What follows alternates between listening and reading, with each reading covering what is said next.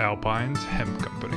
Gummies, seltzers, syrups, and more. Treat yourself to the best. Good evening and welcome. This is the WHKY News for Monday, January 13th. I'm Ralph Mangum. You can watch us every weekday on over-the-air TV on channel 14.2 at 5:30 and 10, and also on the Compass, SkyBest, Vibrant, TDS, and Comporium cable systems.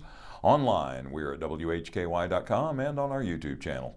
In today's top stories, some credit card statements connected with the Hickory Public Housing Authority are considered questionable, according to the city.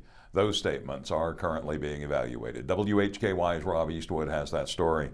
On October 1st of last year, Hickory City Council first considered adopting a resolution that would abolish the Hickory Public Housing Authority, or H.P.H.A., and transferring its duties to the Western Piedmont Council of Governments. The consideration of this action was in response to both poor performance by the H.P.H.A. in the utilization rate of their United States Department of Housing and Urban Development Section 8 vouchers and numerous complaints that had been lodged by citizens against the Housing Authority. Before taking action to abolish the H.P.H.A., Hickory City Council moved to more fully understand any financial liabilities that would be present upon taking such action. In response, on November 4th of last year, 5 long-serving Housing Authority board members resigned from the board. During the course of 2024, Hickory Mayor Hank Guess appointed 4 new H.P.H.A. board members.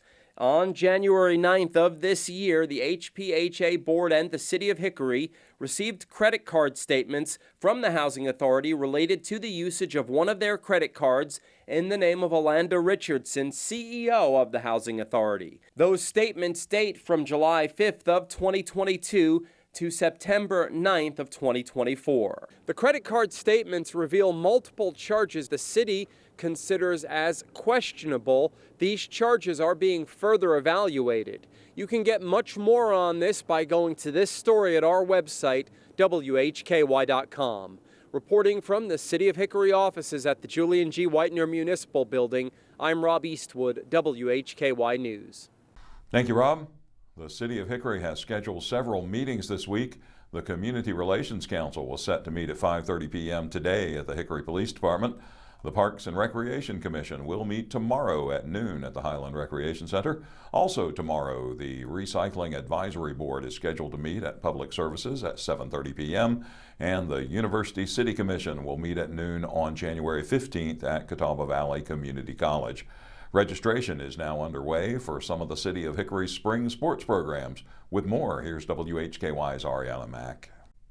Registration is now underway for the City of Hickory's youth baseball and softball programs. Participation is free for all of City of Hickory residents, and non-residents can participate by paying a $40 non-resident fee. Participants will also purchase their team jersey and hat or visor at the time of registration. Online registration for both youth sports programs is available at hickory.recdesk.com. If it is your child's first time participating with the Hickory Parks, Recreation, and Sports Tourism Department, a copy of their birth certificate must be turned in at the administrative offices located at 1451 8th Street Drive, Northeast, prior to participation. All participants must attend a skills assessment in order to be placed on a team. Returning 6-year-old players can play up in 8U for baseball or softball at their parents' discretion. There's much more details in this story on our website, WHKY.com, about the specifics of age groups and what year the child's birthday must be on or before. The deadline to register for T-ball 8U and 10U is Wednesday, February 19th at 5 p.m. The deadline to register for 12U, 15U, and 16U is Wednesday, February 26th at 5 p.m. For additional information or questions about Hickory baseball or softball programs, please contact sports programmers Brandon Harper, Chris Johnson, or Robbie Link at 828-322-7046, extension 2. I'm Arianna Mack for WHKY. Thank you, Arianna. In today's crime report, a Maiden man gets 20 to 29 years in a statutory rape case. In local sports, men's and women's basketball from LR and App, plus some football news from the Mountaineers.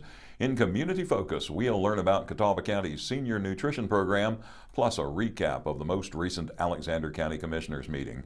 Friday's snow was very nice at my house and not terribly disruptive. I hope it was all good for you. Sunny today with a high around 50. About the same tomorrow, maybe a couple degrees cooler. Low 40s Wednesday and then back in the 50s through Saturday. No more precipitation expected until the weekend. That's an 80% chance of rain Saturday and a 35% chance Sunday. We'll see some colder days and nights starting Sunday as well. Remember, you can always find an up-to-date forecast at WHKY.com. I'm Ralph Mangum, and you're watching the WHKY News.